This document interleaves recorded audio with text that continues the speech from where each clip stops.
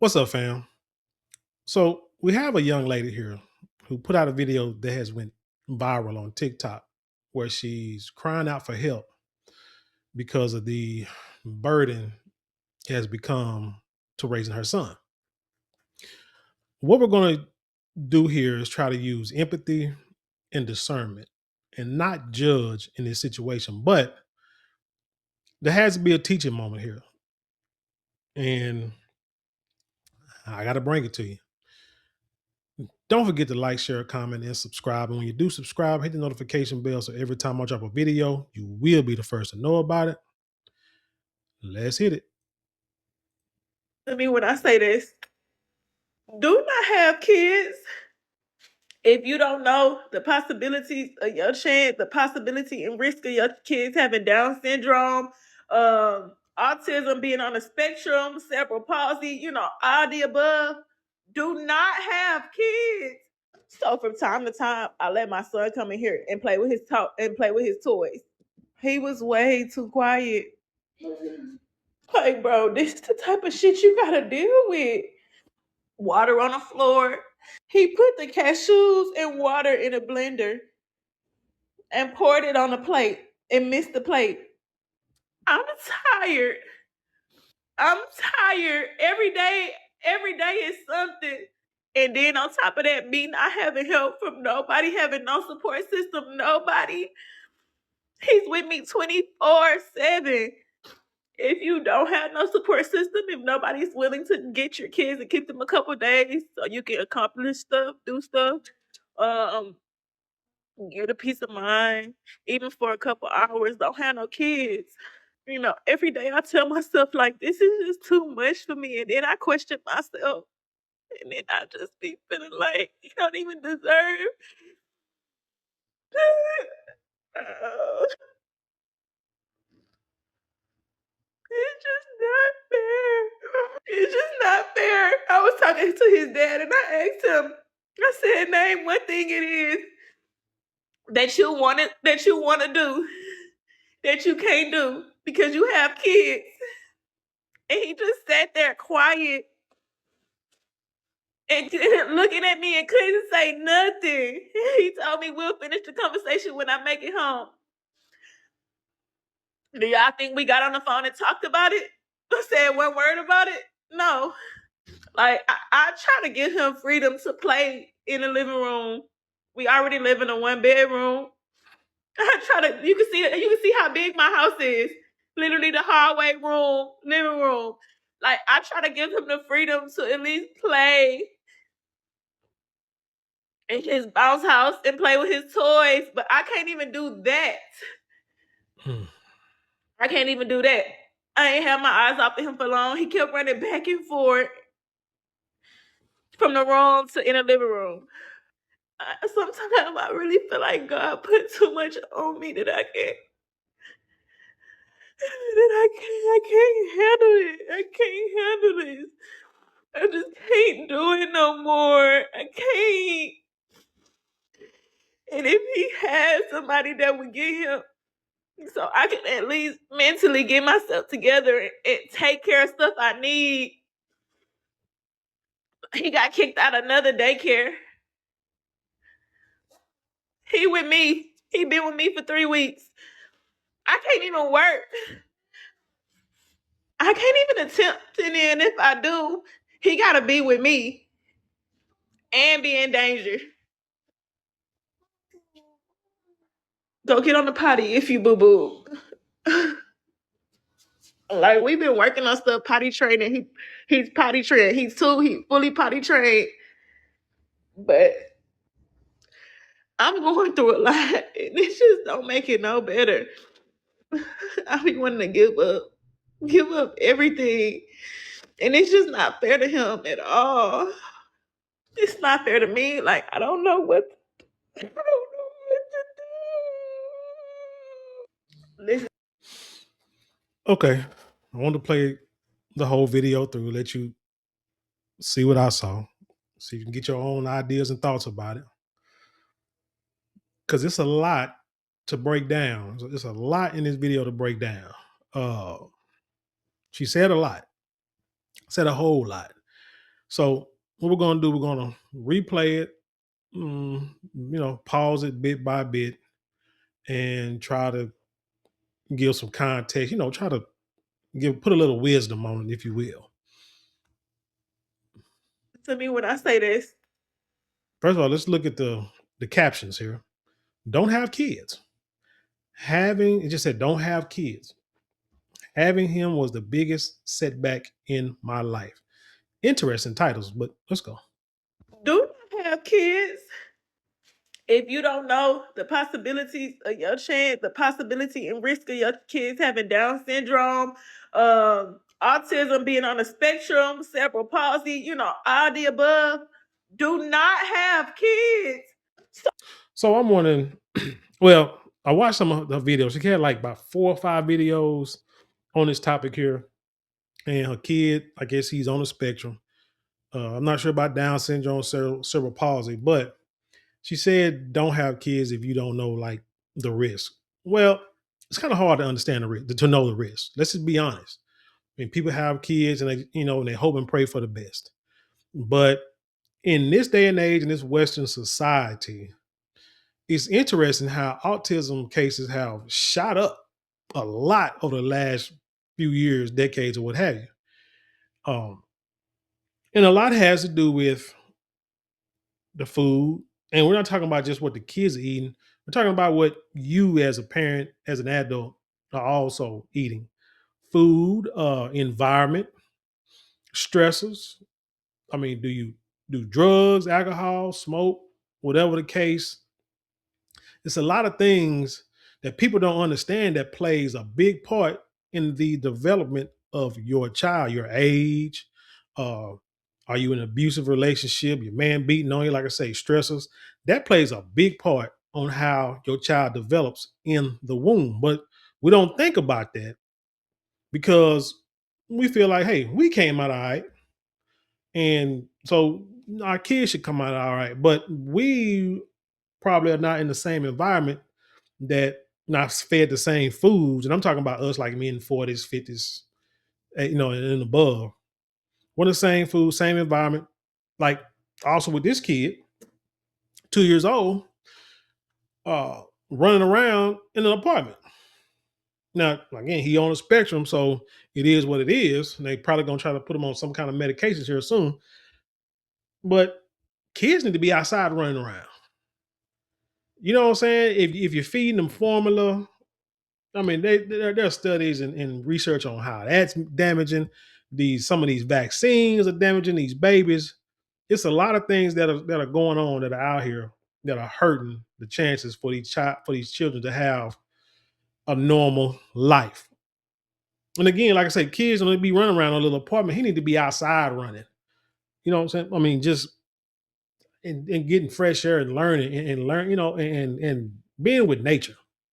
Oh, from time to time, I let my son come in here and play with his toys. He was way too quiet. Like, bro, this is the type of shit you gotta deal with. Okay, so here's the issue with this little boy running around like a little gremlin. But here's the thing: where were you at when your son was playing in his pen? Because if you know your son can get into some mischief because of his condition, I'm gonna tell you like this: neither one of my children have any kind of mental issues. I mean, I think when they got older, they just threw me out. They crazy as hell. But no, I'm just playing. But even when I was young and being a father, I knew, hey, little babies, little kids, you got to keep your eye on. They got to stay close because they get into everything. I had a child stick her hand in the oven one time. I wasn't there, but stick her hand in the oven and burn her fingers. On a not on an electric oven. Uh, saw the child, had a child where she tried to stick something to the dang electric socket. Had a young child lock her grandmother out of the house. You know what I'm saying, from the inside. It's, I mean, you can't take your eyes off these babies at any time. They have to be within eyesight of you. So if he's in there playing in his pen, you need to be in that same room with him, especially if he's two. That is just parenting one on one, but that's just something she has to learn, and you can deal with it. It's like, oh well, I can't be in the other room in the shower, on the toilet, taking a nap, let her playing this pen. Can't be outside talking, whatever. I had a child. That's my responsibility. I got to keep an eye on it at all times. Water on the floor. He put the cashews and water in a blender and poured it on a plate and missed the plate. I'm tired.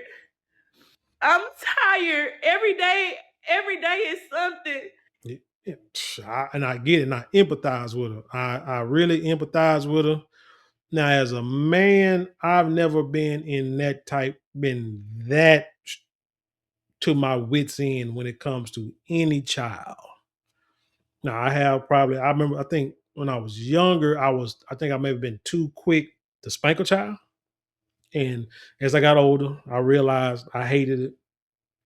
I look back on it, I hate myself for it because that should be like the last resort. It shouldn't be like the first one or the second. It should be like the last resort. I don't want my children to fear me like that. I want them to respect me more than to fear me. You see what I'm saying? But like I said, I've never been in my wits end like she is. But I know women are emotional. Then I got the women that have those postpartum syndromes that it's a lot. It's a lot having kids. This is why, again, not judging, just discernment and trying to keep it factual. We need to teach the next generations to marry before you carry. The next generations, no matter what we did, I don't want to hear. One thing I don't like is when it seems like females, they try to use it as a badge of honor that they raised this child, did it all their own, and made it through. And what they don't realize is it makes your child think, if my mom got through it, then I can do it. Or if my dad got through it. I ain't never heard a dad say that, but I mean, you know, if she got through it, then I can get through it. And then they go out there and do the same thing that you did and go through the same stuff. And they're like, oh man, this is harder than I thought it was. Exactly. So there needs to be like a teaching moment, as in, look, this is what I did growing up. Don't do what I did. Okay. I was trying to be cool, trying to, anyway, don't do this. I'm telling you, because the odds of something bad happening to you or you having to suffer some kind of consequences are extremely high. Let's not go this route. That's what we should be teaching the younger generation. Not using what we went through as a badge of honor. We should want our children to be better than us. Chastise them at every moment. Correct them quickly. You know what I'm saying? And it's always the delivery, as I've been told many times. But sometimes, so you have to know how to deliver it in a spiritual, discerning way, based on knowing, understanding right from wrong, based on love and hate, and not judging. Not judging, saying, "Well, you shouldn't have had a baby out of wedlock in the first place. So now you know what I'm saying, this is what you get. I hope you learn." No, that's not how you supposed to deliver it. The way you supposed to deliver is, look, you saw what happened. You see what you're going through. We see what you're going through. We empathize, we sympathize, we're sorry, we feel your pain. What you did, the way you did it, was not the right way to do it. Was not the biblical way to do it for those of us who try to live by that book, scriptures. It's not the biblical way to do it. But let's pray about it, let's research it, let's talk to the elders, and let's figure out a way to make this work so we can give this child the best life possible together. That's how you got to think at this point. And the father needs to be involved too, for sure. And then on top of that, me not having help from nobody, having no support system, nobody.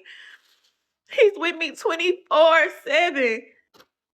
So and a lot of times, you know what? I remember when I was I remember when I was young in high school, in matter of fact, And I remember, I think I told the story before, talking to this girl on the phone, and she told me, long story short, she told me that she wanted to have a baby. So, I stopped talking to her that night. But I was like asking, like, why? She said, because she wants somebody to love her because she don't have that type of love. No, she don't have it at home with her mom. So that's one thing I realized when it comes to a lot of these young ladies is that they want to have these babies that don't have no support group, but they want somebody they feel is going to love them. Man, that's a big responsibility.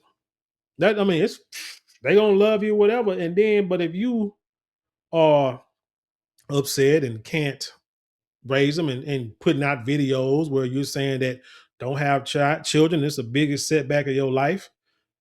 They're gonna see stuff like this, and they're gonna feel it. Babies, kids feel it. Your the way you feel about them, and you're not gonna give them the best chance of growing up right or what have you. They If you don't have no support system, if nobody's willing to get your kids and keep them a couple days so you can accomplish stuff, do stuff, um, get a peace of mind, even for a couple hours, don't have no kids. now my parents, they always wanted to watch my youngest. Well, they had no problem. Say always, but they would understand. They would like, would love for the grandbabies to come over and spend time with the grandbabies. But like I say, if you ain't got that support group, but this is something you should know that you need to know. And I ain't saying, like I said, I ain't judging her. What I'm saying is for future references, tell these young girls this is something you need to know. Make sure you have that support group. I'll be the first one to say, look, if you went around, messed around, and had this baby with somebody, he ain't no count, he ain't no goodness, something like that. But now you want my help. You know what I used to say? I say, hey, look at her. Why? This is not my responsibility. I'll help you as much as I want to. But before you did not come to me, before you decide to lay down with this dude and say, hey, I want to have a baby by this dude. He ain't no good, or we ain't together. Got problems with him and stuff like he does work, but he don't support us a whole lot. Blah blah blah. We're not together. So he don't work or whatever the case may be. Beating on me, something like that. But I want to have a baby with him, and when I have this child, I'm gonna need your help to help raise this child. Nobody comes and say that to you at all. I didn't say it to my parents. You know what I'm saying? So nobody says that to their parents. Now, if you mess around and get married first and have a relationship and build a relationship and a rapport and understanding with each other, you don't need to tell nobody that because it's already said with that ring. Every day I tell myself, like, this is just too much for me. And then I question myself. And then I just be feeling like you don't even deserve. Oh,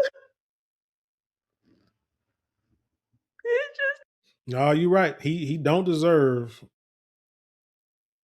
whatever hard life he's going through because he didn't ask to be here. You can't have children for selfish reasons.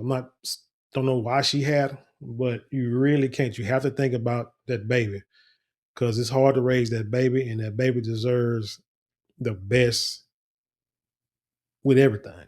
Should get it when it comes to nurturing, living conditions, food choices, education, what have you. They should they should come in this world having the same opportunities as other kids in the world.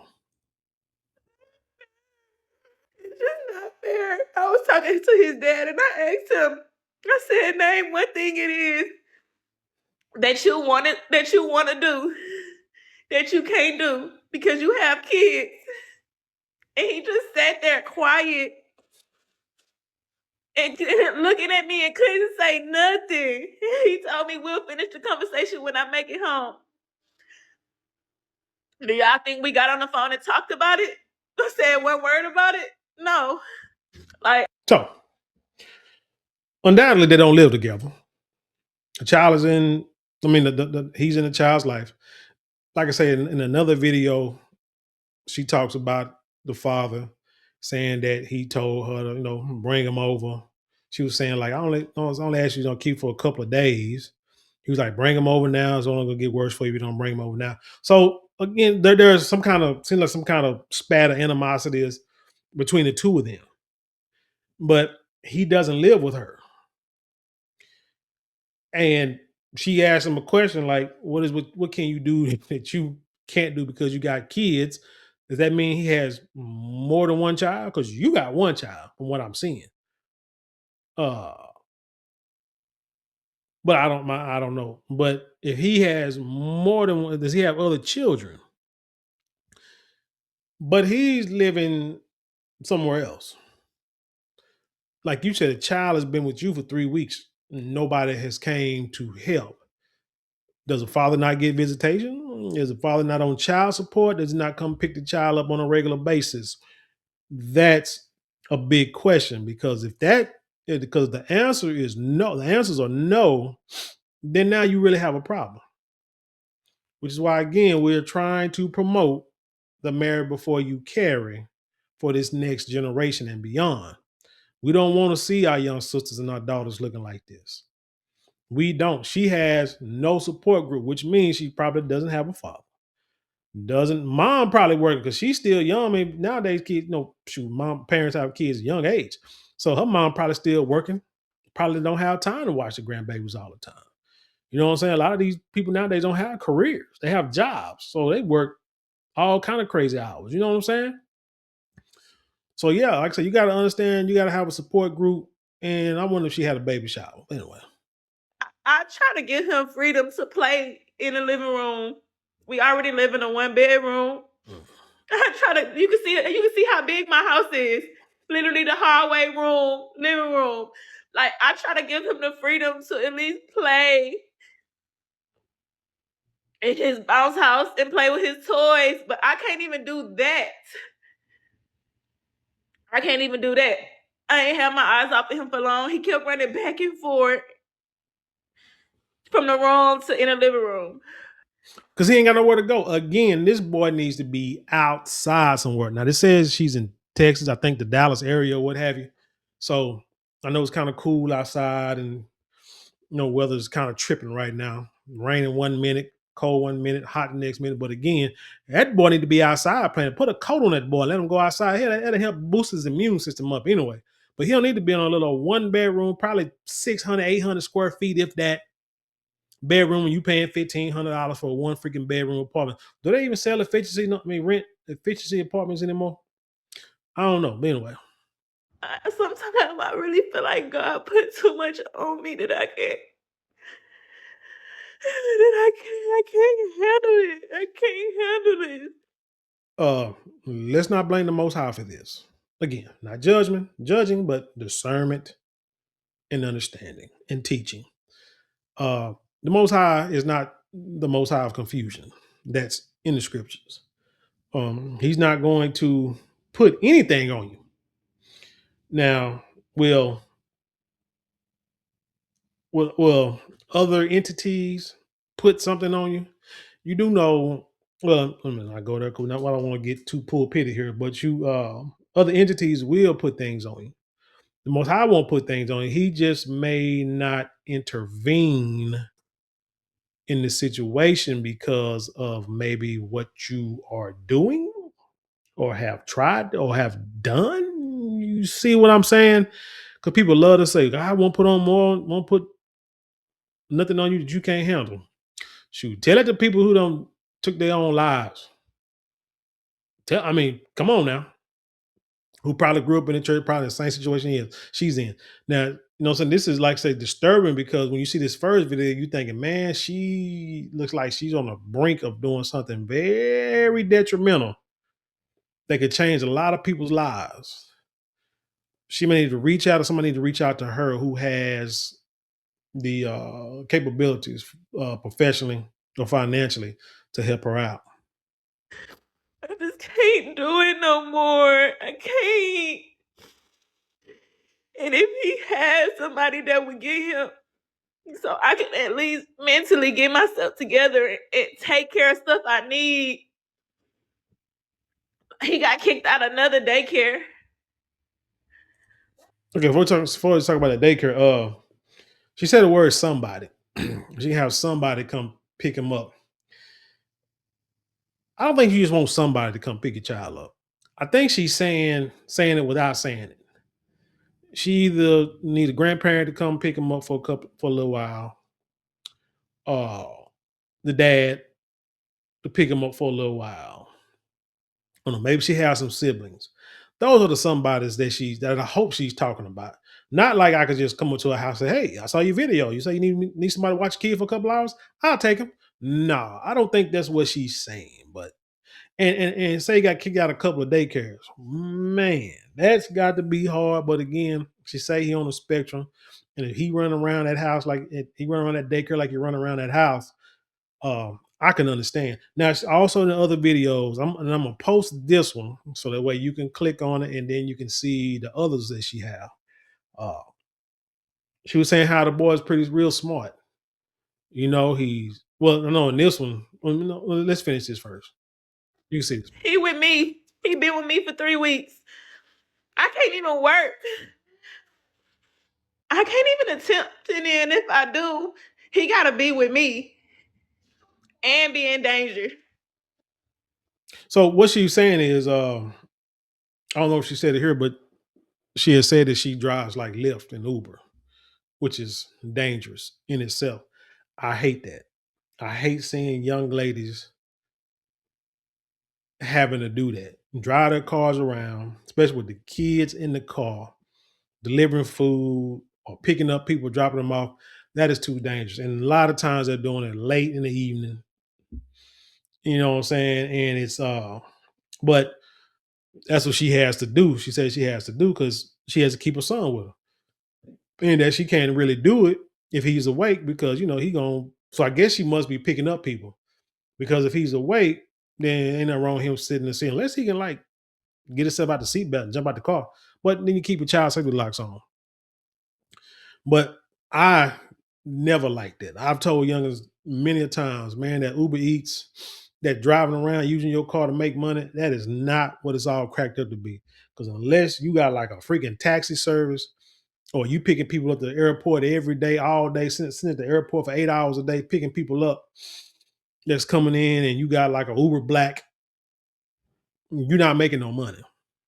You turn up your car, the wear and tear on your car does not equal to that little penny, that little pocket change you're making that you can go buy McDonald's to eat for the night or put gas in your car. You working to put gas in your car, using the gas in your car to make money to put gas in that car. Plus your tires wearing out, plus your brakes, plus your engine. I mean, got to change oil every 10 minutes. It's not, like I said, there's no money in it. So I never encourage nobody to do anything like that. Go get on the potty if you boo boo. Like we've been working on stuff potty training. He's potty trained. He's 2. He fully potty trained. But I'm She said he's pretty smart. Like I said in the other video, she was saying how he's like I said, he's potty trained. He can like read stuff. He can pick stuff out and stuff at 2. He's real smart, but that spectrum got him gone. You know what I'm saying? So I mean, shout out to her for doing that. She seems like a doggone me pretty good, decent mom. If you don't potty train your boy, because hell, I mean, I done man, I saw stories. I did a video where they got kids 5, 6 years old going to school with freaking diapers on. Like, are you serious? Because the parents too damn sorry to potty train their kids. Man, I started potty training my daughter when they were 1 on their birthday. Set them on a pot. Well, maybe 2, whatever birthday it is. They say well they can sit up and learn how to potty train. It was like that moment, that on their birthday. Happy birthday! We sit on the toilet. But because I mean, hell, you got because shoot, number one, like I said, if you need your kids to go somewhere, somebody's house, you go to daycare, go to school or whatever, shit, you don't want your child sitting there, somebody to worry about changing your kids. They should be able to go to the bathroom and use the bathroom. going through a lot, and it just don't make it no better. I be wanting to give up everything, and it's just not fair to him at all. It's not fair to me. Like I don't know what to do. Listen, Okay, I won't say it's not fair to her. I mean, because it's the life you chose, so you have to learn how to deal with it. Again, you don't, like I say, you don't want to judge anybody, but like I say, you want to use discernment and say, hey, this is what you did, this is what happened. It's not, you did it the wrong, you didn't do it the right way. You didn't do it the biblical scriptural or the way that we know we should have done it. But hey, that's fine. Now it's like, let's see what can we do to fix it. What can we do to make it better? Let the elders, no, so let the elders intervene. Maybe she need to get to a church house, a church where the elders won't judge her, but they will help her. I think someone like her, she needs, she would benefit. Let me say, she would benefit from government assistance, but not to use it for the rest of her life. You see what I'm saying? Like someone like her, she would be the type of person that if I was governor, if I was president or whatever, I'd be like, look, here you go. I'm gonna give you 2 years of government assistance. Give you housing, give you daycare schooling for your child. But she said her child got kicked out of daycare. But anyway, we'll figure something out with that. Food, medical, but most importantly, I'm giving you money to go learn a trade or get a degree. You got 2 years. You learn some kind of trade. Go to school, get your 2 year degree. Once you get that, in about 18 months, we'll revisit and see where you're at. Because sometimes things happen and you may have to like restart. I get it. Not too many restarts though, but we'll revisit 12, 18 months. Everything's still going well. We'll see if we need to give you an extension or if we're going to be like, look, it's been 2 years. You've done nothing with your life except get on TikTok and cry about it. We're sorry. We're going to have to cut it off. It's simple as that. And people can get upset and say, oh, that ain't right. Well, no, it is right because somebody gave you some help that somebody else didn't give. But yeah, she would be the one who I would think would be like a perfect candidate for something like that. But again, what's my point? We gotta teach our youngins different. We gotta teach our youngins what the way it's supposed to be done. We have to. We've done things the wrong way, try to do our own way, thinking we grown, saying don't, we can do this, we can take care of this, what I'm saying, try to get them stripes in the streets. And it's not really worth it.